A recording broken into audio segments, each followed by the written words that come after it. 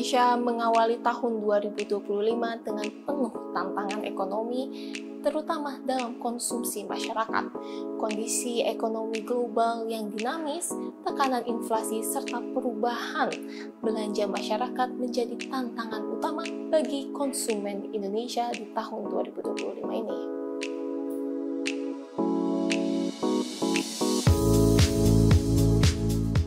Bank Mandiri dalam laporannya yang berjudul Econmark, Indonesia's Customers Overcoming the Challenges menunjukkan bahwa konsumsi rumah tangga tetap menjadi pilar utama pertumbuhan produk domestik bruto atau PDB Indonesia. Namun, berbagai tekanan ekonomi membuat konsumen lebih selektif dan berhati-hati dalam membelanjakan uangnya. Meskipun ekonomi nasional mencatat pertumbuhan yang stabil, daya beli belum sepenuhnya pulih ke level pra-pandemi. Secara keseluruhan, pengeluaran selama periode Ramadan Idul Fitri 2025 meningkat sebesar 11,2% dibandingkan dengan level sebelum Ramadan, sedikit di bawah pertumbuhan 12,1% yang tercatat pada tahun 2024. Pola ini menunjukkan pendekatan konsumsi yang lebih hati-hati dan disengaja dari konsumen. Pengeluaran yang lebih hati-hati dan terbatasnya kapasitas keuangan membentuk pola konsumsi.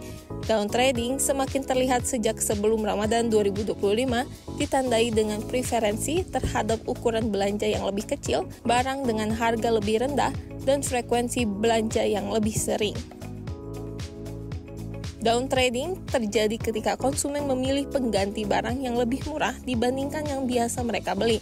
Hal ini seringkali didorong oleh tekanan ekonomi, keterbatasan keuangan pribadi, atau perubahan preferensi. Penyesuaian ini mencerminkan cara rumah tangga menyeimbangkan kebutuhan konsumsi mereka dengan keterbatasan keuangan, sekaligus menyoroti tren yang lebih luas menuju pengeluaran yang lebih bijak dan adaptif. Nah, di tengah kian glowing industri kecantikan di Indonesia, apakah bisnis kecantikan terdampak dengan beragam tekanan ekonomi atau justru tetap ayu di momen puncak konsumsi masyarakat? Kita coba tanyakan sama masyarakat.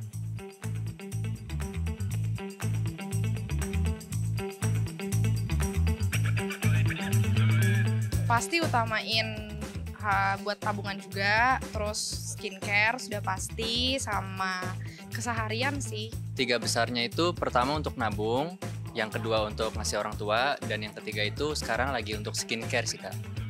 Kalau THR tuh biasanya tiga teratas itu biasanya ngasih THR ke keponakan, ke saudara-saudara, ke orang tua, lalu beli baju lebaran sama hampers buat teman-teman.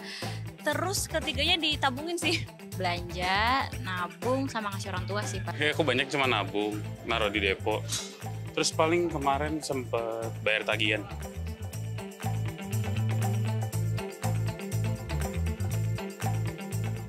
Mungkin kalau di tahun ini untuk skincare lebih dikurangin, lebih utamain ke tabungan. Kalau perbandingan persenannya mungkin 30% lah buat skincare, karena juga berusaha belinya tuh yang efektif, jadi yang ukurannya lebih besar, bisa dipakai untuk jangka panjang, jadi bisa disimpan juga uang THR, lebih utamain ke tabungan sih. Tahun ini kurang lebih 20% lah. Dari THR tuh 50% ada, 50-40%an lah. Ya kira-kira 10% dari pendapatan sih. Kan kalau skincare paling nggak nyampe 10% sih.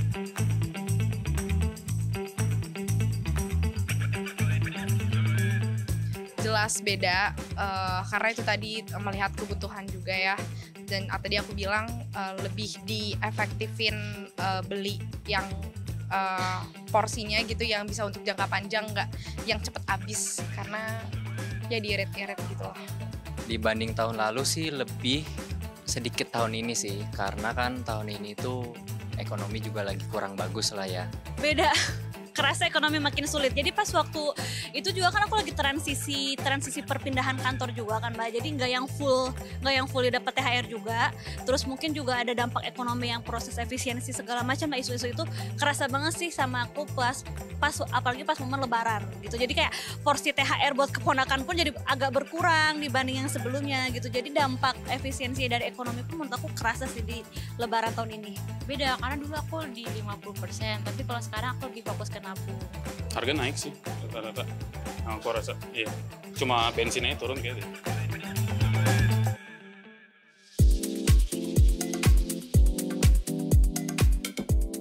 Tak hanya pengeluaran yang menurun, tren menyimpang uang juga semakin kuat. Survei menunjukkan per Maret 2025 pertumbuhan DPK tabungan perorangan sebesar 6,4% year on year atau bahkan lebih tinggi dibandingkan periode yang sama pada tahun sebelumnya yang hanya tumbuh sekitar 5,7% secara year on year. Alokasi dana kini bukan untuk belanja atau gaya hidup. Hal ini menggambarkan kecemasan terhadap ekonomi yang belum menentu. Namun, di tengah tekanan ekonomi, industri kosmetik tetap bertahan, bahkan sebagian produk menunjukkan kinerja yang sangat gemilang. Tokoh justru ada term nih namanya the lipstick effect kalau di ekonomi. Jadi ketika ekonomi sedang arguably tidak baik-baik saja, orang malah lebih cenderung membeli lipstick atau alat kosmetik atau apa yang secara psikologis menyenangkan hati mereka dan kena imbasnya ke Morris. Bagaimana? Kalau di kita ini sebenarnya adalah satu concern juga ya buat kita ya, karena kita melihat daya beli menurun, ini akan ngefek ke kita. Tapi puji Tuhannya sih kalau kita lihat sekarang ini belum berimbas.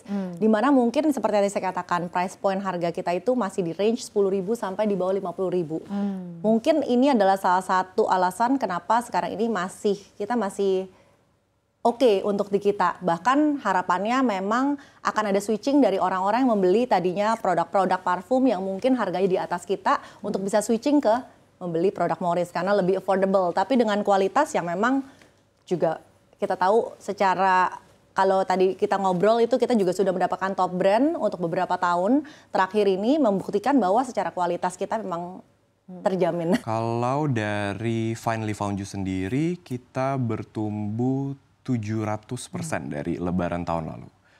700%. Kalau dari riset data yang saya dapatkan mungkin dari global secara keseluruhan itu ada penurunan ya. Gitu. Tapi kalau Finally Found You sendiri grow-nya luar biasa besar karena didukung dengan produk-produk baru dan juga didukung dengan marketing komunikasi yang efektif sih.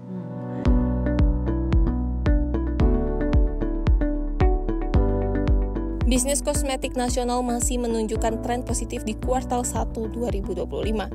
Menurut Ketua Umum Perhimpunan Perusahaan dan Asosiasi Kosmetik Indonesia atau PPAK Solihin Sofyan menyebutkan, penjualan tercatat mengalami kenaikan sebesar 5 hingga 7% dibandingkan periode yang sama tahun lalu. Nilai pasar bahkan telah mencapai 5,95 miliar dolar AS. Namun di balik angka itu, kondisi industri lokal dinilai belum sepenuhnya baik. Kalau saya melihat dari nilai data yang kita dapatin, memang pertumbuhan dari industri kosmetika dalam hal penjualan dibandingkan dengan tahun lalu di kuartal ini kita masih naik. Sebenarnya kita masih naik ya. Growth itu tadi malah mencapai 5-7% dari tahun yang kemarin.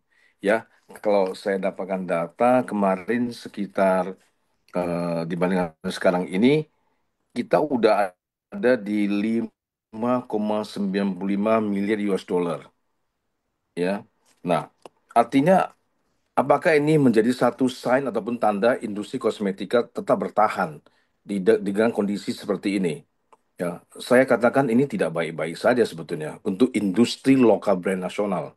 Ini tidak baik-baik.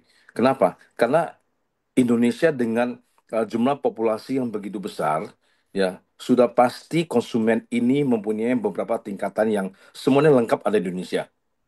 Dari menengah ke atas, menengah dan menengah ke bawah. Ya, tapi karena daya beli Indonesia dan masyarakat Indonesia sekarang jatuh nih. Ya, maka mereka lebih banyak mencari produk mana yang murah itu saja yang dibeli. Tidak melihat apakah itu nanti, maaf ngomong ya, apakah itu produk sudah terregistrasi Badan POM, apakah maksudnya legal ataupun ilegal, ya. Sejauh itu murah dan aku bisa beli secara gampang, mereka beli. Di Indonesia, besarnya pangsa pasar industri kecantikan didukung oleh potensi pelaku usaha dan bahan baku yang besar.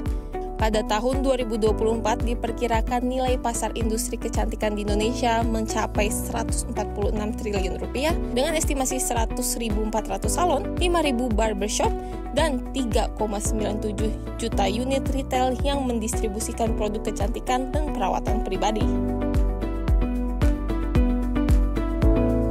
Meskipun industri kosmetik masih tetap menarik dan menjadi prioritas belanja masyarakat Indonesia, tekanan ekonomi masih terasa. Hal ini tercermin dari data terbaru dari BPS yang menunjukkan penurunan konsumsi masyarakat dibandingkan periode yang sama pada tahun lalu.